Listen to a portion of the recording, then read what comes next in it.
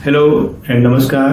मैं नीरज कुमार। आज के इस क्वांटम डीप लर्निंग ट्यूटोरियल के पार्ट में मैं आपको क्वांटम डीप लर्निंग आर्किटेक्चर को डिज़ाइन करना बताऊंगा। आप एक क्लासिकल रियल वर्ल्ड डेटा को लेकर कैसे क्लासिफायर सिस्टम बना सकते हैं। लेकिन इसके लिए मैं आपसे उम्मीद करता हूं कि आपको क्वांटम डीप लर्निंग में यूज होने वाले बेसिक्स और फंडामेंटल चीज़ों के बारे में जानकारी होगा, जैसे qubit system, quantum philosophy, quantum gate system, इन सभी के बारे में जानकारी होगा। अगर नहीं है तो आप पुराने वीडियोस को देख सकते हैं।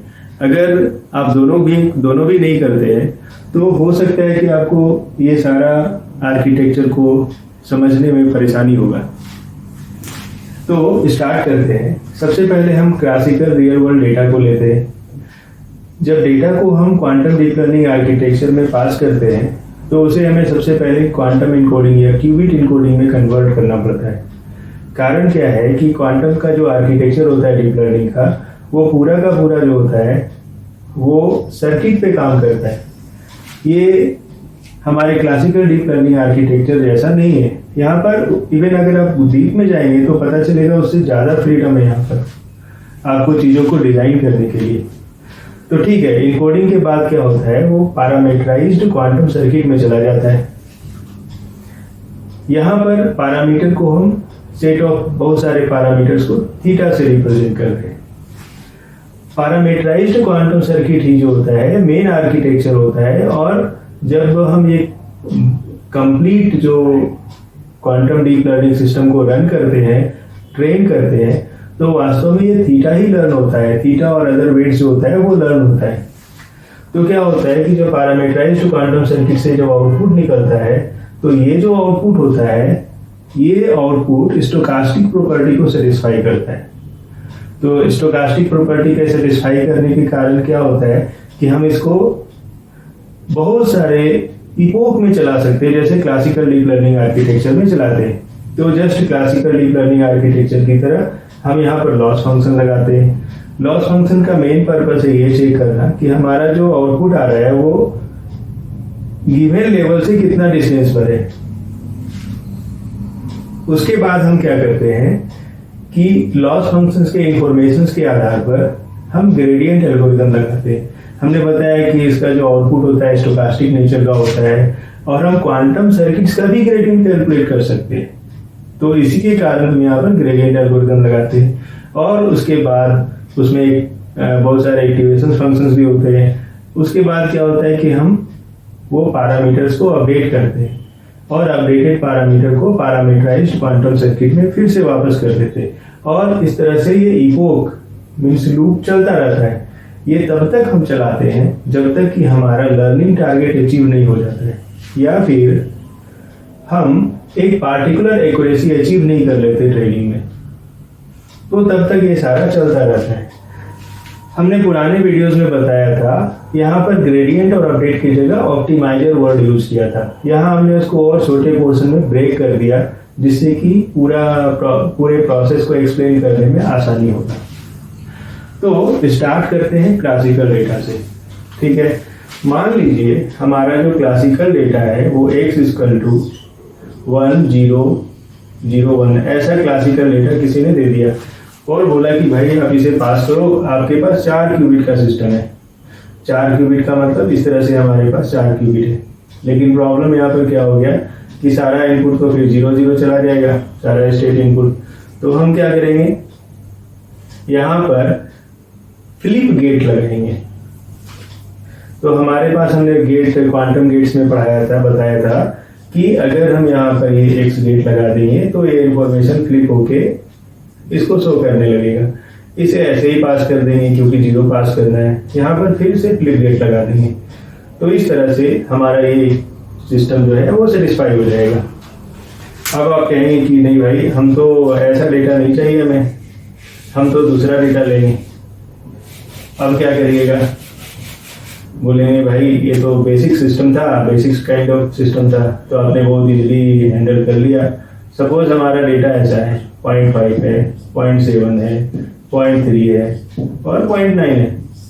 बोलेंगे कि भाई आप करके दिखाओ। तो इस तरह का डेटा का इनकोडिंग करने के लिए एम्पलीट्यूड इनकोडिंग या एंगल इनकोडिंग यूज होता है। तो एम्पलीट्यूड या एंगल इनकोडिंग में हम क्या करते हैं, इसको फेज रोटेशंस का एक गेट लगाकर इतने से रोटेट कर देते हैं। पहले हम डेटा को -1 to +1 में कन्वर्ट कर दे, नॉर्मलाइज कर देंगे डेटा को, या फिर 0 to 1 में नॉर्मलाइज कर देंगे। उसके बाद हम डेटा को वो जो एंगल होता है फेज शिफ्ट एंगल से वाले गेट से पास करवा देंगे, तो ये डेटा इसमें कन्वर्ट हो जाएगा। इसको क्या करेंगे, इसको भी जेड एक्सिस के थ्रू सपोज हमने इस एंगल से पास करवा दिया, इसको भी हमने RZ 0.3 लिख के ये एंगल देके पास कर दिया, इसको भी RZ 0.9 देके ये एंगल देके पास कर दिया। तो भाई ये भी डेटा पर काम कर जाएगा अब तो इस तरह से जब हम वो बीट वाले डेटा पर काम कर सकते हैं, न्यूमेरिक डेटा पर काम कर सकते हैं, तो हम सेम स्टेटस में पहुंच गए जब हम deep learning, classical deep learning में डेटा का इनपुट करते हैं। तो यहाँ पर हम उसको कन्वर्ट करके इनकोडिंग पार्ट में ला रहे हैं। अब देखिए इनकोडिंग पार्ट में लाने पर क्या क्या चीजें होता है।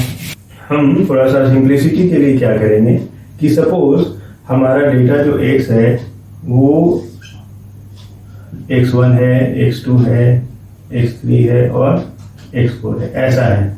मतलब नंबर भी हो सकता है और आपका कुछ भी हो सकता है। तो हम सबसे पहले क्या करते हैं, जब क्वांटम सिस्टम बनाते हैं तो सबसे पहले हम यहाँ पर हडामार्ट गेट लगाते हैं। ठीक है, ये हमारा 4 बिट का क्वांटम क्यूबिट सिस्टम है, तो हम इसमें सबसे पहले हडामार्ट गेट लगा देंगे सब में। अब आप बताइए हडामार्ट गेट से क्या होगा।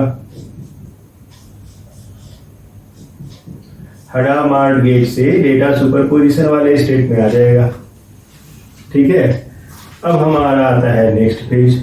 अब क्या करेंगे, तो अब क्या करते हैं, हमने बताया कि अगर हमें पता है कि ये डेटा कुछ न्यूमेरिकल फॉर्मेट में है तो हम सबसे पहले रोटेशन लगाते हैं। सपोज x का रोटेशन लेते हैं तो यहाँ पर हम लिख सकते हैं, या z का रोटेशन लेते हैं सपोज, जैसे पहले लिया तो और अच्छा लगेगा। तो यहाँ पर हम कर सकते हैं ऐसा, RZ ये हो गया x2, ये हो गया RZ, ये हो गया x3, फिर से हो गया RZ और ये हो गया x4।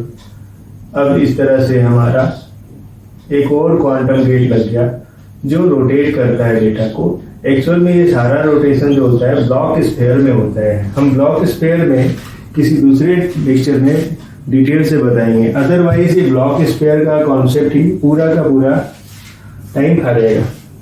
तो अब हम डेटा को इस तरह से रोटेट करा दिए हडामार्ट गेट से पास करने के बाद।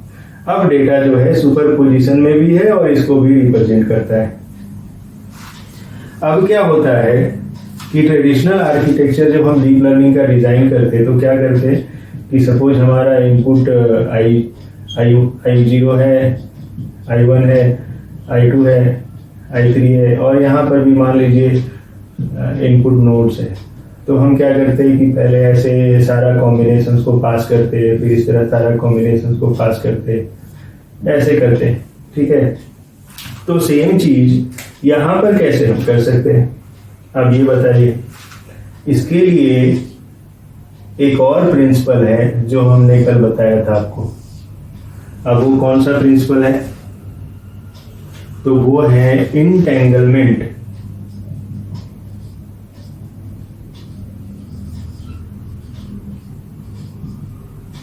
तो इंटेंगलमेंट के प्रिंसिपल में आप क्या करते हैं कि C0 गेट यूज करते हैं। तो आप यहां भी ऐसे करेंगे। इंटेंगलमेंट से क्या होता है था वहां पर जो हमने बताया कि वो आपस में इंफॉर्मेशन पेयर बनाते हैं। तो अगर हम इसी तरह का इंफॉर्मेशन पेयर यहां पर बना दे तो हम इस तरह का चीज को अचीव कर सकते हैं। तो भाई अब यहां भी बना देते हैं। तो हम कैसे बनाएंगे, लीजिए ऐसे स्टार्ट करते हैं। सबसे पहले हम क्या करते हैं, पहला को चौथा से इंटेंगल कर देते हैं। ठीक है, अब इंटेंगल करने के बाद यहां से जो डाटा निकलेगा उस डेटा को हम थोड़ा सा उस डेटा को हम थोड़ा सा रोटेट कर देते हैं। रोटेट अगर नहीं करेंगे तो प्रॉब्लम क्या होगा,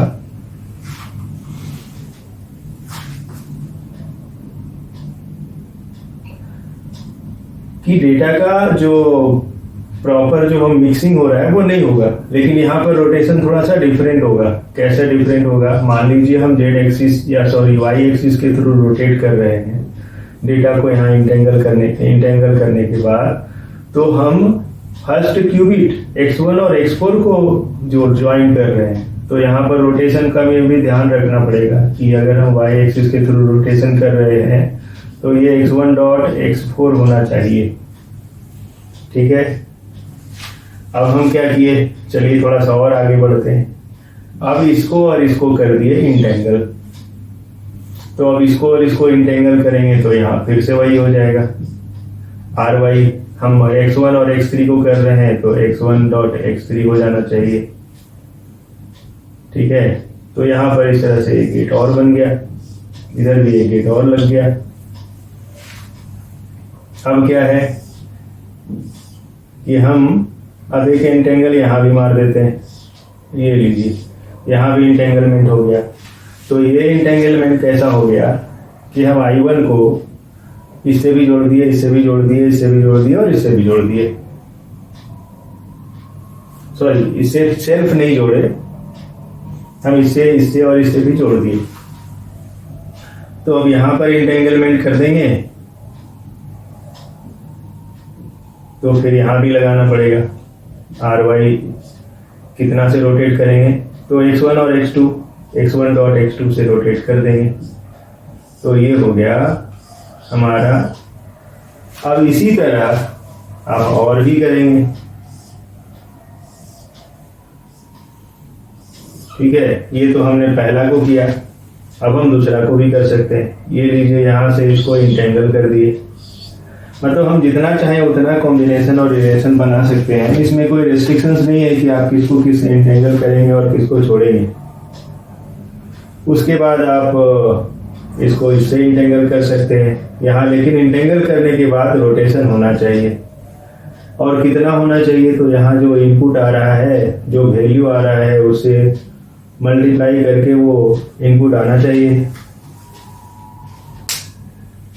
तो यहाँ पर क्या होगा, जब इससे इंटेंगल होगा तो भाई ये x2 और आपका x4 का है, तो यहाँ जो आर वाई होगा वो आपका x2 डॉट x4 हो जाएगा।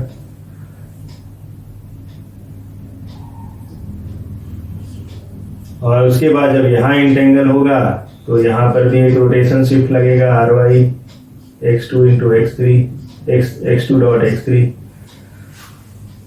ठीक है, तो ऐसा चलता जाएगा। अब उसके बाद आप चाहे तो और लगा सकते हैं, यहाँ से यहाँ इंटेंगल मार दीजिए, ये लीजिए। लेकिन अब यहाँ पर क्या होगा कि फेज शिफ्ट हो जाएगा R Y x3 dot x4। तो ऐसे करके चलता चला जाएगा। तो इस तरह से हम ये नियर अबाउट इस तरह का एक सिचुएशंस को अचीव कर लेते हैं।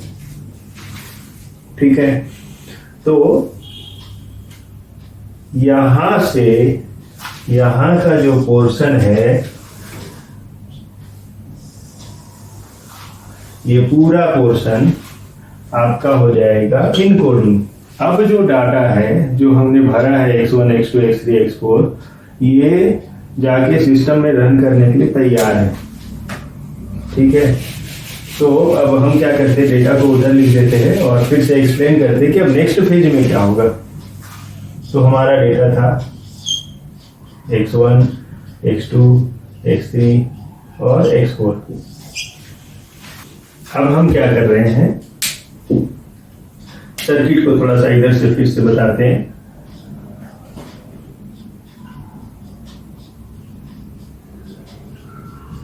ये हो गया। इसके बाद जो हमने काम किया उसको बोलेंगे कि हमने एम्बेडिंग कर दिया। उसको हम सपोज रिप्रेजेंट करते हैं यूएक्स से।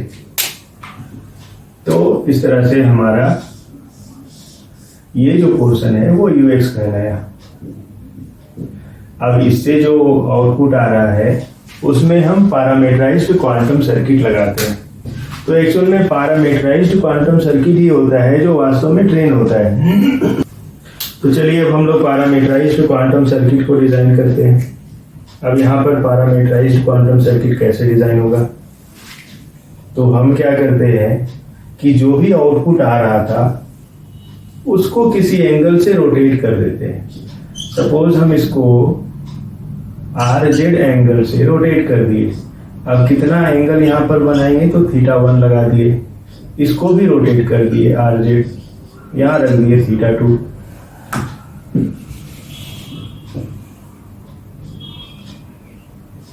ये हो गया θ1, ये हो गया RZ, θ2, RZ, θ3, RZ, θ4। तो भाई हमने इसको फिर से रोटेट कर दिया। ये रोटेशंस को समझने के लिए आपको ब्लॉक स्फीयर समझना होगा कि अगर हम रोटेट करते हैं डेटा को तो स्फीयर में ये कितना पोर्शंस को कवर करता है। इसको समझाने के लिए हम एक अलग से वीडियोस बनाएंगे। बस अभी आप जानिए कि ये जितने भी एंगल से रोटेट किया ये ट्रेनेबल है, मतलब हम इसको ट्रेन करके लर्न करेंगे। अब अभी हमने इनिशियली कुछ किया, अब ये जाएगा आगे। अब यहां पर से फिर से आपका खेल शुरू हो जाता है, इंटेंगलमेंट। एक्चुअल में क्वांटम सर्किट डिजाइन करने में इंटेंगलमेंट बहुत बड़ा रोल प्ले करता है। तो आप बताइए यहाँ पर इंटेंगलमेंट कैसा कैसा होगा।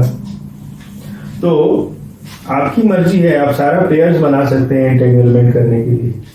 जैसे क्या करिए, इसका इससे पेयर बना दीजिए,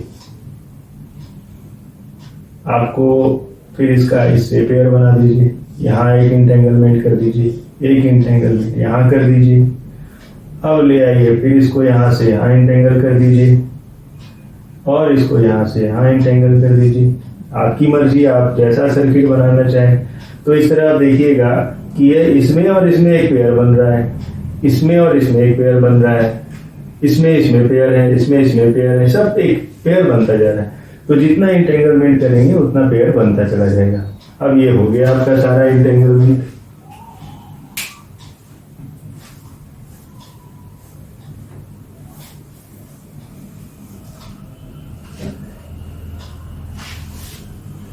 अब क्या है कि ये जो आपका है ये वास्तव में पैरामीटराइज्ड क्वांटम सर्किट बन गया।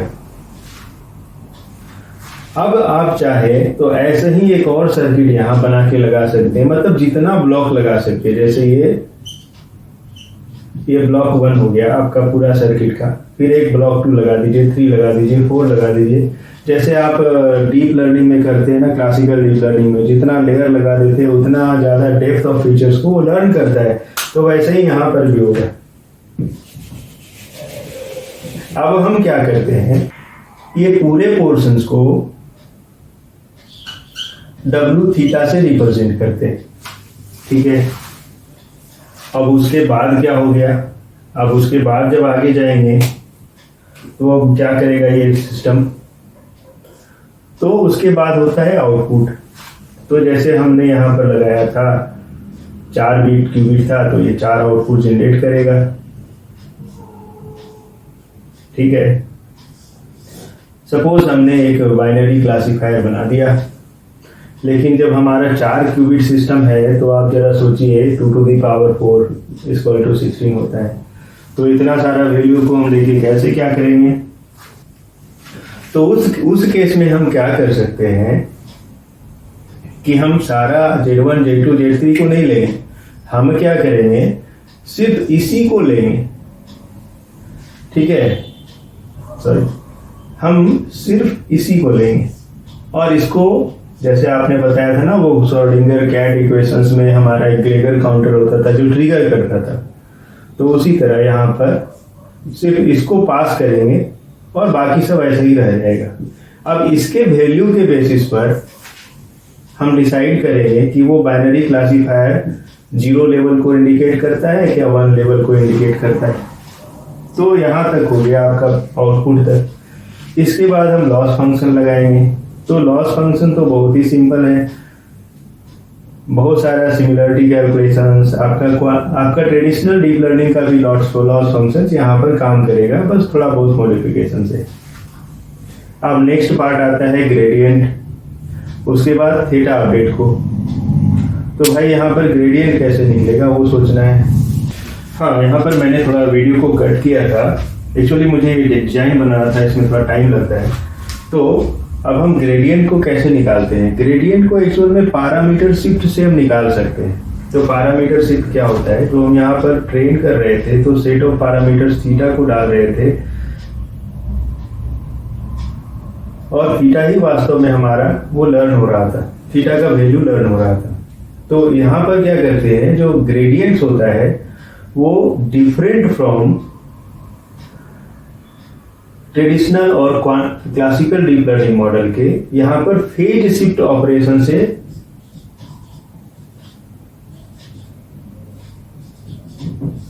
डिसाइड किया जाता है। फेज शिफ्ट क्या होता है कि जो यहाँ पर पैरामीटर है उसमें थोड़ा सा पॉजिटिव शिफ्ट ले आते हैं, उसके बाद थोड़ा सा नेगेटिव शिफ्ट ले आते हैं और सारा आउटपुट कंप्यूट करते हैं, जैसे अभी यहाँ तक हमने किया, और उसका डिफरेंस ले लेते हैं। तो ये जो डिफरेंस होता है वो हमें ग्रेडियंट के बारे में बताता है। तो एक बार जब हमें ग्रेडियंट का पता चल गया तो उसके बेसिस पर हम थीटा को अपडेट करते हैं। ये प्रोसेस बहुत ही सेम है जैसा कि हमारा ट्रेडिशनल डीप लर्निंग आर्किटेक्चर में होता है। तो फिर अपडेटेड थीटा को हम यहाँ पर पैरामीटराइज्ड क्वांटम सर्किट में पास करते हैं। उसके बाद ये लूप चलता रहता है। अब आप सोच रहे होंगे कि भाई इसका नाम फेज शिफ्ट क्यों पड़ा? तो भाई आप देखिए यहाँ पर एक पॉजिटिव स्मॉल शिफ्ट है और ये पॉजिटिव नेगेटिव शिफ्ट है।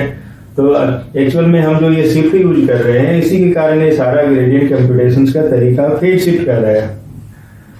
उसके बाद आप देखिए यहाँ पर आउटपुट में भी पॉजिटिव फेज शिफ्ट दिख रहा है और यहाँ नेगेटिव फेज शिफ्ट दिख रहा है। एक्चुअल में जब हम क्लासिकल डीप लर्निंग यूज करते हैं तो उसमें हम ऑटो डिफरेंशिएशन से भी ग्रेडियंट कैलकुलेट कर सकते हैं, लेकिन उसके इक्विवेलेंट रूल अभी तक जितना मेरी जानकारी में है वो क्वांटम सिस्टम में अवेलेबल नहीं है। अभी फेज शिफ्ट सबसे ज्यादा मतलब एक्यूरेट रिजल्ट देता है, तो लोग अभी इसी को यूज कर रहे हैं। और भी कुछ प्रपोज्ड मेथड है ग्रेडियंट कैलकुलेशंस का, लेकिन वो अभी उतने यूजफुल मुझे नहीं लगे, तो मैंने कवर नहीं किया। तो इस तरह से आप एक सक्सेसफुल बाइनरी क्लासिफायर बना सकते हैं। अब आप जब